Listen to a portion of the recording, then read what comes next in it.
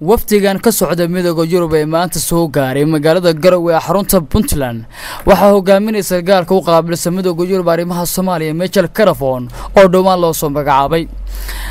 arigayga midowga Yurub u qaabilsan Soomaaliya waxa uu xarunta madaxtooyada Puntland kulan kula yeeshay madaxweynaha dawladda Puntland ee Soomaaliya Dr. Cabdiraxmaan Sheekh Maxamed Faroole waxaana laga wada hadlay wada shaqeynta EU-da iyo Puntland ee arrimaha Soomaaliya Dr. Cabdiraxmaan Faroole oo hadal kooban oo warbaahinta siiyay ayaa qeexay waxyaabaha ay ka wada hadleen maadaama dalka Soomaaliya dawlad federaal ah laga unkay soo booqday magaalada Garowe xarunta Puntland wafti ka socda European Union oo madax ka yahay safiir cusub oo lagu bedelay safiirka hore Kel Jervoni waxay noogu yimaadeen inaan bal wixii Soomaaliya ka socda aan iska wareysano iyo baarlamaanka nin cusub yahay isbarasho iyo xiriirkii aan la lahayn oo adkaa oo aan la lahayn midowga Yurub inaanu si adkayno meeshiisa ka sii wadno baarlamaanka Soomaaliya oo cusub ay ka bilaabatay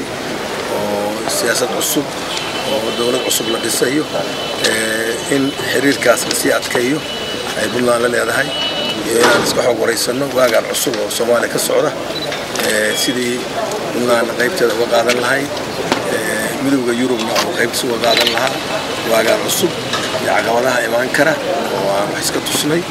oo ay ka mid yihiin amniga adkeyntiisa horumarinta mashaariicdii ay awalba dalka wada jireen dhammaantiisba xukuumadda cusub oo xamarka dhalatay iyo waaga cusub oo Soomaaliya wixii wanaagsan oo laga filayo iyo say u taageeri lahaayeen intaba arrimahaas oo dhan baan ka wada hadalnay waxaana aad iyo aad u soo dhaweynaynaa siyaarada tan ay noogu yimaadeen annagoo ka filayna madaxda cusub oo xafiiska timi iyo ragga kale oo dadka kale oo la socda oo ka socda hay'adaha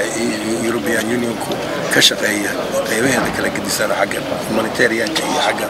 mashaariicda horumarineed iyaguna waagal cusub ay la ambaqaadaan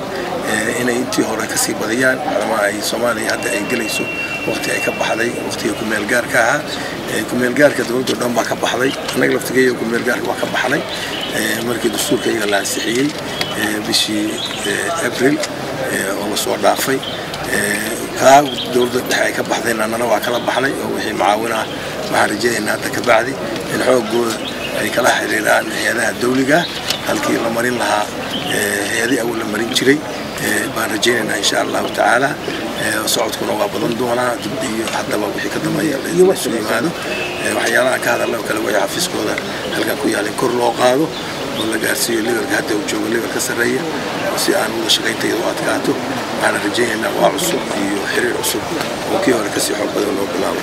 Michael Carafon oo qaabilsanaha arrimaha midowga Yurub ee Soomaaliya oo dhankiisa la hadlay ayaa sheegay warbaahinta inuu ku faraxsan yahay kulanka maanta la yeeshay madaxda Puntland ayna ka wada hadleen arrin qusaysa EU-da iyo waliba Soomaaliya the government of Puntland.